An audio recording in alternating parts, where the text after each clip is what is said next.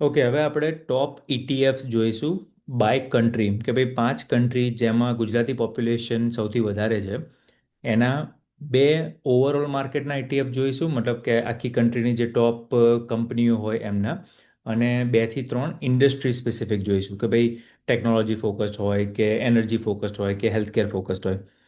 અને આના જે રિટર્ન જે બતાવ્યા છે એ સિમ્પલ જે અત્યાર સુધીના રિટર્ન આવ્યા છે એના હિસ્ટ્રી એની, અને એ શું કવર કરે છે ETF એ આપણે આની અંદર જોઈશું. તો સૌથી પહેલાં તો આ જે આપણે આગળ જોઈશું અને કઈ રીતે વિચારવાનું કે ભાઈ each country includes a quick batch to overall market ETFs and a sector picks, હમણાં આપણે વાત કરીએ એ રીતે. પછી average returns are approximate CAGR over the longest common history. CAGR એટલે કે compound annual growth rate. Okay. અને જે use this as a starting point, right, કે જે બી આપણે જોઈશું એવું નથી કે અત્યાર સુધી આવું કર્યું છે તો ફ્યુચરમાં બી એવું જ કરશે. એની ફીઝ ને એ બધું થોડું વેરીફાઈ કરી દેજો જે બી તમે ડિસાઇડ કરો જેમાં ઇન્વેસ્ટ કરવાનું. પણ આપણે ઓવરઓલ જોઈએ કે ઓપ્શન્સ કયા કયા છે, બરાબર. તો સૌથી પહેલાં આપણે યુએસના જોઈએ. તો એક VOO કરીને છે જે ટોપ 500 યુએસની લાર્જ કંપની, સૌથી મોટી 500 કંપનીઓ જે યુએસની છે ને એનું કરે છે, અને છેલ્લા 15 વર્ષનું એનું year over year, sorry not year over year, on an average return 14.5% છે, બરાબર.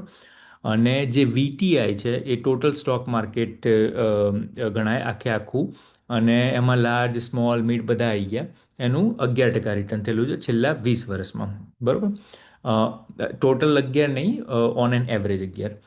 પછી ઇન્ડસ્ટ્રી ETF કહેવાય, જેમાં કે ભાઈ એક ETF કે જેની અંદર એક ઇન્ડસ્ટ્રી સ્પેસિફિક સ્ટોક્સમાં ઇન્વેસ્ટ થયેલા હોય. તો એક XLK છે એ ટેકનોલોજી સેક્ટર છે કે ભાઈ છેલ્લા 20 વર્ષમાં 15.9 ગ્રોથ થયેલો છે ઓન એન એવરેજ.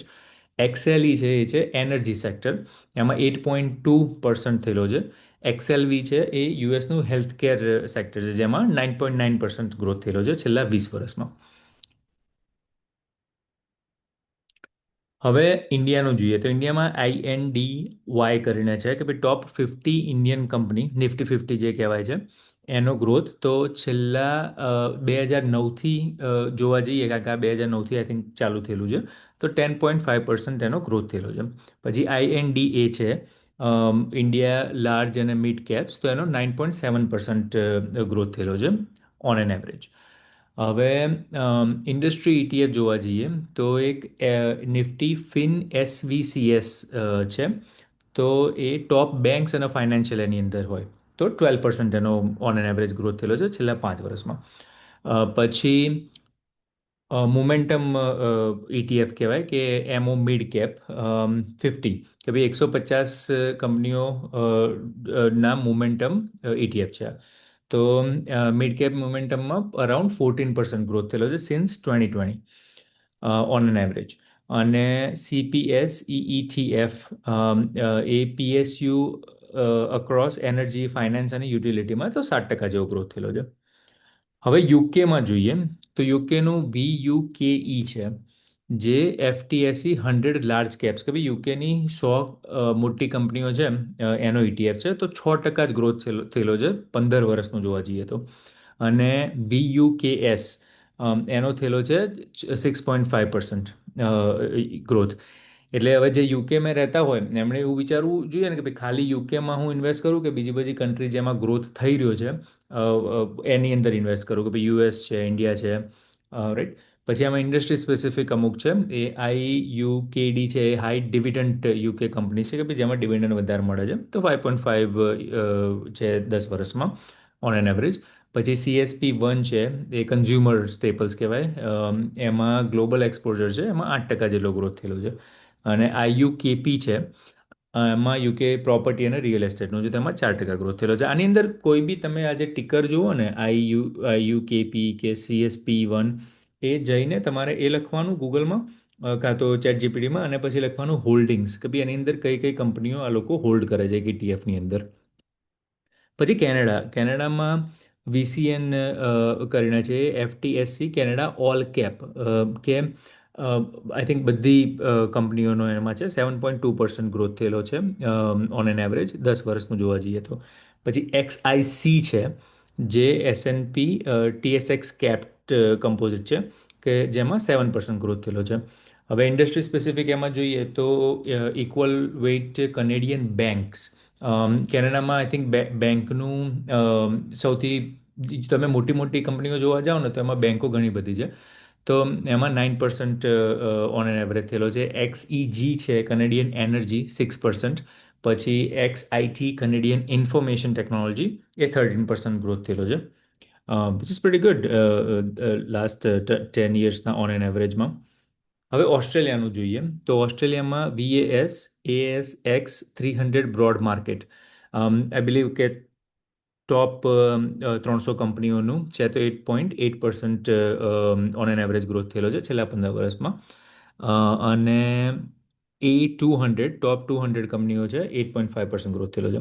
હવે એમાં ઇન્ડસ્ટ્રી સ્પેસિફિક જોઈએ VHY, તો એમાં હાઈ ડિવિડન્ડ ઓસ્ટ્રેલિયન સ્ટોક્સ છે 8%, કે જે હાઈ ડિવિડન્ડ આપતા હોય એ સ્ટોકનો એક ETF બનાવેલો છે. AXS રિસોર્સિસ માઇનિંગ અને મટીરિયલનું ત્યાં મોટું છે, એમ તો એનો જે ETF છે એમાં 9% ગ્રોથ થયેલો છે. IXI છે એમાં global consumer staples via ASX, એમાં 8% ગ્રોથ થયેલો છે. તો ઓસ્ટ્રેલિયામાં it's a decent growth, right? તમે આખું ઓવરઓલ માર્કેટ જોવા જાઓ કે સ્પેસિફિક સેગમેન્ટ જોવા જાઓ તો. હવે મને ઘણા લોકોનો મેસેજ આવે છે કે કયામાં ઇન્વેસ્ટ કરવું એ કદાચ કોર્સ જોઈને ખબર પડી જાય, પણ આ મેં સ્લાઇડ હમણાં જ એડ કરી છે કોર્સની અંદર કે ભાઈ કઈ જગ્યાએથી તમારે બાય કરવું જોઈએ, કઈ વેબસાઇટ છે જે ગવર્મેન્ટ રેગ્યુલેટેડ છે. તો આનો તમે સ્ક્રીનશોટ લઈ શકો છો. યુએસમાં વેનગાર્ડ, ફિડેલિટી, ચાર્લ્સ શ્વાબ બધાને ખબર હોય છે. અને ઇન્ડિયાની અંદર ઝીરોધા, ગ્રો, ICICI, HDFC એના અકાઉન્ટ્સ કે જેમાંથી તમે ITF પરચેસ કરી શકો. પછી યુકેના અમુક છે, કેનેડાના અમુક છે અને ઓસ્ટ્રેલિયાના અમુક છે. તો આ તમે જોઈ લો કે ભાઈ ક્યાંથી લેવા એવું ના ખબર હોય તો આ તમે એક્સપ્લોર કરી શકો છો. ઓકે, ફરીથી આમાં જે રિટર્ન તમને બતાવ્યા એ કમ્પાઉન્ડ એન્યુઅલ ગ્રોથ રેટ છે, કે ભાઈ average annual rate of growth of an investment over a specific period longer than 1 year. Okay, અને એ ના ખબર હોય તો ગૂગલ કરીને CAGR જો ડિટેલમાં સમજવું હોય તો એ સમજી લેજો. બટ બેઝિકલી કે ભાઈ ઓન એન એવરેજ એટલું રિટર્ન મળે છે. પછી આ વસ્તુ હંમેશા યાદ રાખવાની કોઈ બી ઇન્વેસ્ટર ને એ સમજવા માટે કે ભાઈ અત્યાર સુધી પાસ્ટમાં જે થયેલું છે, past performance is not indicative of future result. પણ પાસ્ટનું જે થયેલું છે એ ડેટા જોઈને તમને ખબર પડે કે ભાઈ કઈ દિશામાં એ બધા ETF ગયા હતા. હવે વેરીફાઈ એક્સપેન્સ રેશિયો, આ બધા ETF તો મેં તમને બતાવ્યા અને મોસ્ટલી બધા લો કોસ્ટના જ છે, પણ તો એ જોઈ લેવાનું કે એનો એક્સપેન્સ રેશિયો કેટલો છે. એ આપણે કોર્સમાં બીજા સેક્શનમાં બી એક્સપ્લેન કર્યું છે. પછી tracking differences, liquidity, local tax treatment, એ બધી વસ્તુઓ થોડી જોઈ લેવાની તો ખબર પડે. બટ એક હાઈ લેવલ ક્લેરિટી તમને મળી જાય કે ભાઈ કયા કયા ETF અવેલેબલ છે તમે જે બી કન્ટ્રીમાં હોય એ. ઓકે, ચલો, hopefully this was helpful. C you in the next section.